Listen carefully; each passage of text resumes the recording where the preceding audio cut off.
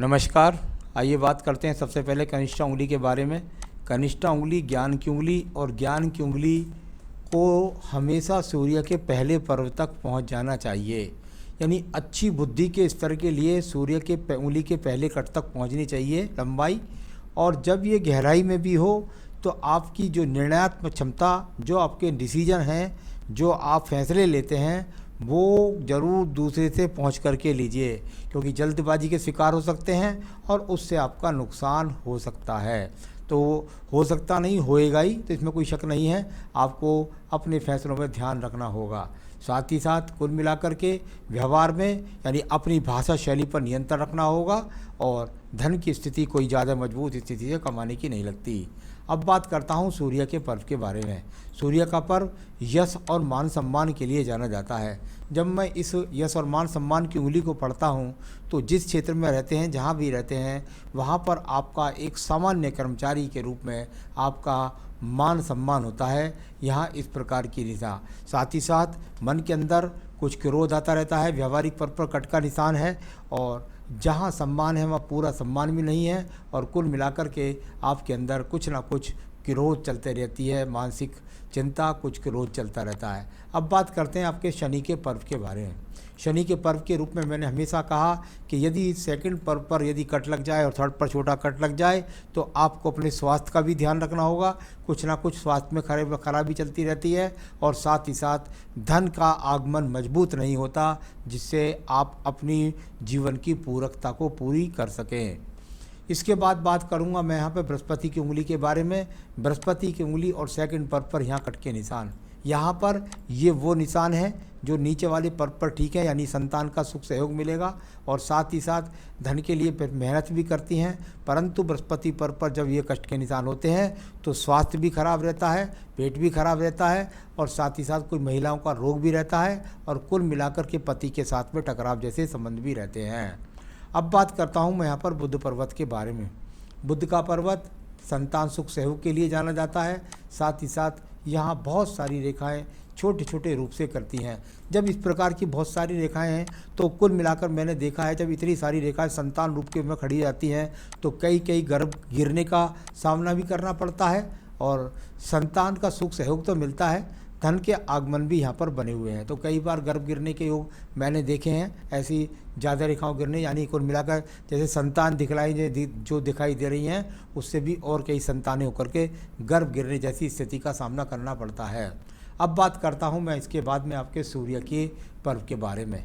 सूर्य के पर्व जहाँ एक कट रेखा है तो उसके नीचे साइड वाइज कई छोटे छोटे कट लगे हुए हैं, यानी कुल मिलाकर के जिस क्षेत्र में काम कर रही हैं वहाँ पर अपने आप से संतुष्टि नहीं है, मानसिक टेंशन का सामना करना पड़ता है, और उस प्रकार की स्थितियों को दर्शाने वाली ये सूर्य का पर्व। यानी यहाँ कोई बहुत उच्च मान सम्मान की स्थिति नहीं है, बस ये है कि अपना काम करते हैं और वहाँ पर काम जो कर रहे हैं उसके बाद भी मन के अंदर कुछ ना कुछ टेंशन चलती रहती है, यानी कि अपने कार्य क्षेत्र के लोगों के साथ में।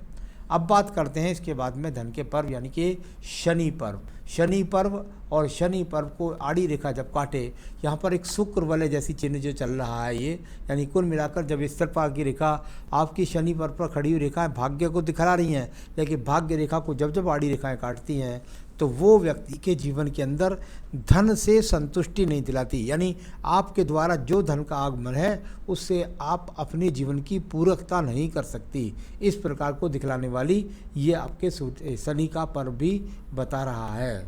अब बात करता हूँ यहाँ पर मैं जाकर के आपके जीवन के अंदर जो आपका बृहस्पति पर्व है, और बृहस्पति पर्व पर मंगल पर्व से कई रेखा खड़ी हैं, और साथ ही साथ दो आड़ी रेखाओं ने काट दिया। यानी बृहस्पति का पर्व और उसको जब आड़ी रेखाएं काट दें, यानी आप सीधे सीधे रास्ते पर जा रहे हैं और बीच में बाधाएं खड़ी हो गई, यानी कि आप मकान बनाएं तो बाधा, आप वाहन लेने जाएं तो बाधा, आप अच्छा सुख साधन बनने की सोचें तो बाधा, यानी कुल मिलाकर प्रत्येक क्षेत्र में बाधा ही बाधा। और एक मैंने बताया था जैसे संतान है तो उसमें गर्भ जैसी स्थिति का सामना करना पड़ जाए तो संतानों में भी एक तरह से बाधा ही हो गई। तो कुल मिलाकर इस तरह की स्थिति को बृहस्पति का पर्व भी यहाँ अच्छे संकेत के साथ मौजूद नहीं है। इसके बाद बात करता हूँ हृदय रेखा की। टूट टूट करके कुछ हल्के दीप सी बनती हुई, कुछ ब्रेक सी होती है, यानी मन के अंदर कहीं ना कहीं बहुत संताप रहता है। कुल मिलाकर मन का अच्छा नहीं रहता और कुछ ना कुछ मन के अंदर टेंशन लगातार बनी रहती है। इस प्रकार को दिखलाने वाली हृदय रेखा भी यहाँ पर आपकी मौजूद है।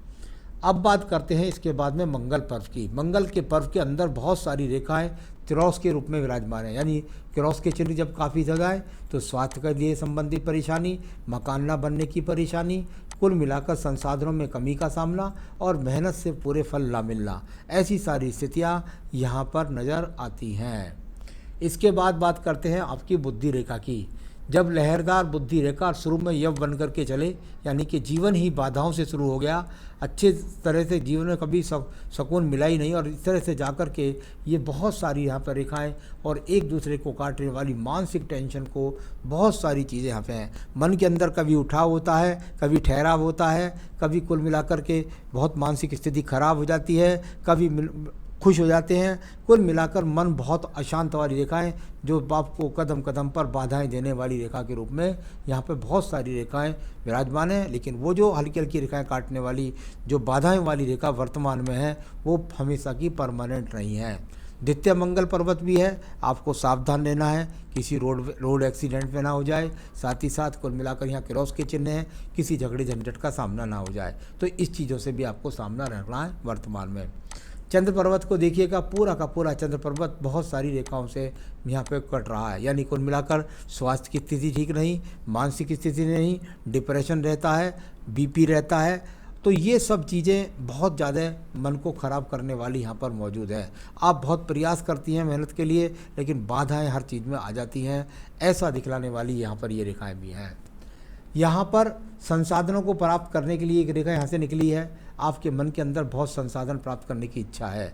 आप देखती हैं बुध पर्वत को कैसे ही मेरी रहा है, लेकिन जब इतनी सारी रेखाएं बराबर बराबर साइड साइड चलें तो व्यक्ति को कदम कदम पर यहाँ पर बाधाओं का सामना करना पड़ता है। यदि कोई ऐसा व्यक्ति व्यापार करे तो उसके जीवन में उसे 4 या 5 बार व्यापार में गिरान उठरान का सामना, और साथ ही साथ कुल मिलाकर के कामों में परिवर्तन, नौकरी में परिवर्तन, इस तरह की स्थितियों को भी सामना करना पड़ता है।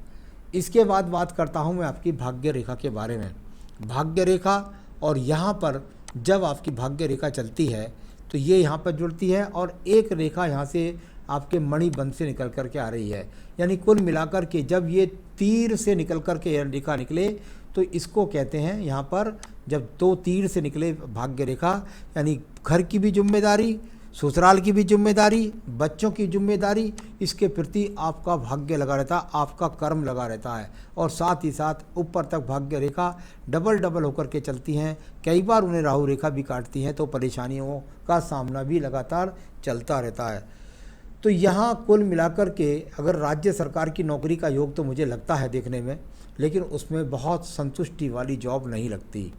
तो आइए बात करता हूँ उसके बाद में आपकी सीधा यहाँ पर मैं आपके शुक्र पर्व के बारे में।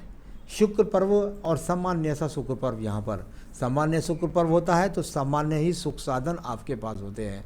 वर्तमान स्थिति में सामान्य संसाधनों को दिखलाने वाली ये रेखाएं भी यहाँ पर दिखलाई पड़ती हैं। इसके बाद बात करता हूँ मैं आपकी यहाँ सीधा आपकी आयु रेखा के बारे में। आयु रेखा को यहाँ कवरेज रेखाओं ने दिख रखा है। आपको लगेगा कि मेरी आयु रेखा ये है, लेकिन ये अंदर कवरेज रेखा है। फिर ये दूसरी एक रेखा एक और कवरेज के रूप में नीचे यहाँ से बन जाती है, यानी कुल मिलाकर के यदि देखें तो वर्तमान में 70 साल की आयु है। और यहाँ जो कवरेज रेखा बड़ा स्थान परिवर्तन का भी योग दिखलाती है। आने वाले समय में मकान परिवर्तन, स्थान परिवर्तन का योग भी वहाँ पर नज़र आया है। तो ये तो आपके हाथ के प्रारूप पढ़ा मैंने रेखाओं का, और यहाँ पर 2 संतान रेखाएं भी हैं और मोटे यव्र के रूप में संतान रेखाएं होते हैं। तो मैंने कहा गर्भ जैसी स्थितियों का सामना भी करना पड़ जाता है, गिरने जैसी। तो कुल मिलाकर आइए आपके सवाल पर देखते हैं। आपने कहा मेरा मकान कब बनेगा। सबसे पहला सवाल है आपका, मेरा मकान कब बनेगा। जहाँ आपकी उम्र तो आपने बताई नहीं मुझे, 38 वर्ष आपकी उम्र है। 38 वर्ष की यहाँ पर आयु है, और यहाँ पर ये एक रेखा ख़त्म हो रही है लगभग, और इसके बाद दूसरी रेखा का यहाँ उदय हो रहा है। ऐसा अवसर आपके जीवन में आएगा लगभग 42 से 44वें वर्ष में। जिस समय आपको स्थान परिवर्तन का योग है। मैंने बहुत हाथों में देखा है जब स्थान परिवर्तन का योग होता है तो मकान परिवर्तन का योग भी होता है। तो कुल मिलाकर वो आपके जीवन में आएगा। अब बात करता हूँ दूसरे सवाल की, स्वास्थ्य कैसा रहेगा, आयु कितनी है। आयु अभी इतनी बन चुकी है, या आगे आयु रेखा आगे भी बढ़ती रहती है एज के साथ साथ, जो मैंने आयु रेखा बता दी आपको। अब स्वास्थ्य की बात है, स्वास्थ्य का लगातार स्थिति ठीक नहीं है। तो कुल मिलाकर स्वास्थ्य का तो आपको ध्यान रखना पड़ेगा, स्वास्थ्य की स्थिति यहाँ ठीक नहीं है। भविष्य कैसा रहेगा, आर्थिक व संतान के परिप्रेक्ष्य में। संतान के परिप्रेक्ष्य में संतान आपका सुख सहयोग करेगी, और आर्थिक और के हिसाब से बहुत आगे तक नहीं बोलते हैं, लेकिन अभी आपकी जो जहाँ 38 वर्ष की आयु है वहाँ पर सपोर्टिंग रेखा भी भाग्य रेखा चल रही है। यानी कुल मिलाकर आपका आर्थिक और सामाजिक सही रूप से रहेगा। ये किसी के आगे आपको हाथ नहीं फैलाना पड़ेगा, कहीं कर्ज में आप नहीं दबेंगे। वैवाहिक जीवन कैसा रहेगा, वैवाहिक जीवन में पति के साथ में टकराव जरूर है, तलाक कहीं से कहीं तक भी नहीं है। कार्यस्थल पर परेशानियां तो नहीं, बिल्कुल परेशानियां हैं कार्यस्थल पर, वहाँ पर आपको परेशानियां हैं, कोई ज़्यादा सम्मान नहीं है, तो होने दीजिए। देखिए उस सब परेशानियों को आप झेल लेंगी। मैं कुछ उपाय बताऊंगा जो आपको रोगों से और परेशानियों से मुक्ति दिलाएगा। तो ये सब नकारात्मक सकारात्मक सारी चीज़ें मैंने बताई। अब मैं बताने वाला हूँ आपको रोगों पर और सभी कष्टों पर विजय प्राप्त करने वाला मंत्र। वो पूजा है आपका, वो करनी है आपको देवी कवच। दुर्गा सप्तशती के अंदर देवी कवच है, उसका लिंक मैं आपको भेज रहा हूँ। बस इसको अपनी पूजा में शामिल कर लीजिए। सुबह को करिए या शाम को करिए या दोनों समय करिए। फिर ये देखिए जो गोलधारे में जितनी भी रेखाएं हैं, बुद्धि में शांति मिलेगी, मानसिक शांति मिलेगी, कार्य में प्रगति मिलेगी, स्वास्थ्य भी ठीक होता जाएगा और बाधाएं भी सब दूर हो जाएंगी। तो देवी कवच आपको नित्य अपनी पूजा में पढ़ना है, और पूजा जो करते हैं वो करते रहिएगा। साथ ही साथ अगर आप कोई रत्न पहनना चाहती हैं तो आपको बेहतरीन पुखराज यहाँ पहनना चाहिए। तो यहाँ पर एक पुखराज धारण करें, आपको मिल जाए तो ठीक है, ना मिले तो मुझसे संपर्क करें, मैं आपको नग दिखाकर आपके स्थान तक पहुँचा भी सकता हूँ। बस इतना करें, जीवन में सुखी रहें, यही मेरी शुभकामनाएं। नमस्कार।